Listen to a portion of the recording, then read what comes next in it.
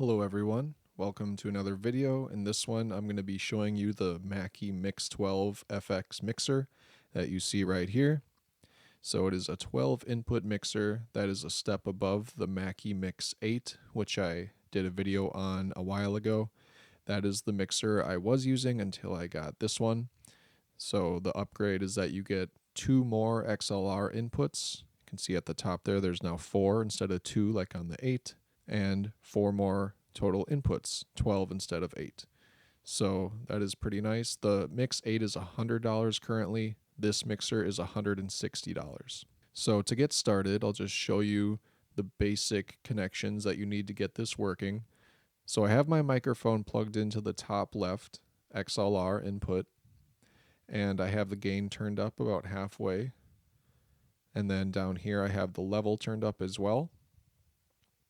And this mixer will also give you panning options, so you can pan left and right. There's our FX knob for when we want to add effects. And we also have an EQ for high, mid, and low. That small gray 75 Hertz button is to cut out the lows so that you get less really low bumping and booming sounds from microphones is really what it's meant for. So I have that turned on right now, so it cuts out everything below 75 Hertz. So that's really cool. And then I have my synthesizer right here plugged into input 2. I have the gain all the way down on that since it's a line input. And then that would be level 2 right there. For output, I have in the headphone port, I have my headphones plugged in, my Sennheiser headphones. So that is just a 1/4 inch plug in there. That is what I'm using to monitor my voice right now. And I hear everything that's coming through this mixer. And then in the main out, I have left and right going into my Focusrite USB interface. As you can see here, I have 2 inputs on it. One is left, one is right. And I just adjust them until they are equal, which they are as of right now. And I have the instrument option selected on each input there. Instrument, instrument. This also has a CR out. That stands for control room out. And what that means is it's basically another output. So you can use this if you want another monitoring source. So say you have another set of speakers you want to be monitoring the direct sound from the mixer, you can do that and then have your main out be what you're recording on, like I am. I have my Focusrite recording everything from the mixer using the main out, and I am just monitoring with my headphones right there. So now to use the effects, you can see we have 12 different ones there. It is a combination of chorus effects, reverb, and it looks like we have some delay as well. So that's pretty cool. Right now I have it set to number 4, which is a warm hall reverb. So let's see what that sounds like when I turn that on my input 1, which is my microphone. And then you'll also have to turn up FX to main in order to get your effects to come through on the main output.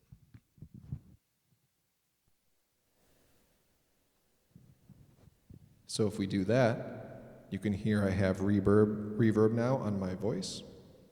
And we can switch between the effects if we want to.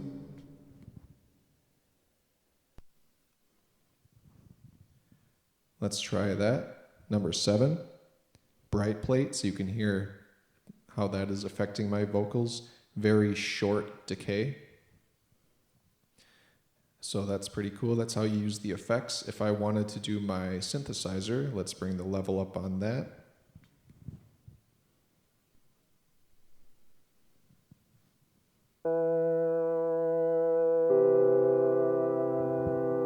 Alright, so that's with no effects since I don't have the effects knob up on that. So only my voice has that on it.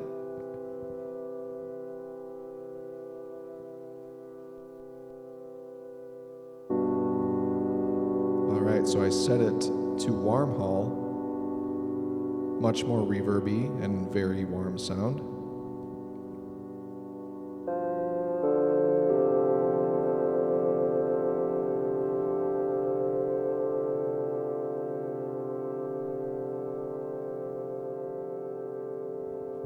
Alright, so then that's how I turn all the effects off for those two.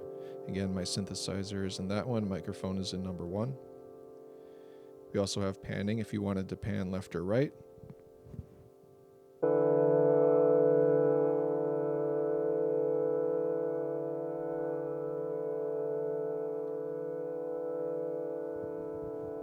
Alright, so you should have heard the left and right difference there. Here we have the CR phones knob to control the output of the headphones. I have it about right in the middle. I found that's about the most comfortable for me for monitoring.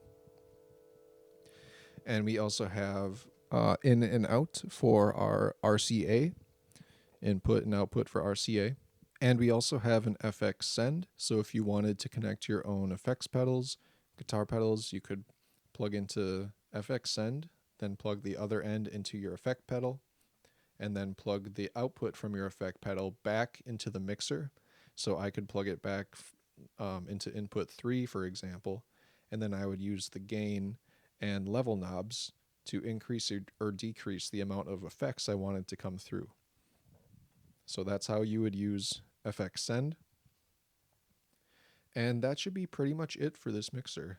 It does have a lot of really cool features, and it seems like it's going to be a nice upgrade from the 8 for me. I really like that it has more microphone inputs if I ever need those. The effects are actually really nice, high quality effects, and I really like how the headphone monitoring and individual adjustments for each input is so diverse that you can really do a lot of individual tweaking and changing of the sound. So that's really cool. If you think there's anything I missed with this or anything you'd like to see, please leave a comment and also like and subscribe. It really helps out my channel. And I'll see you in the next one.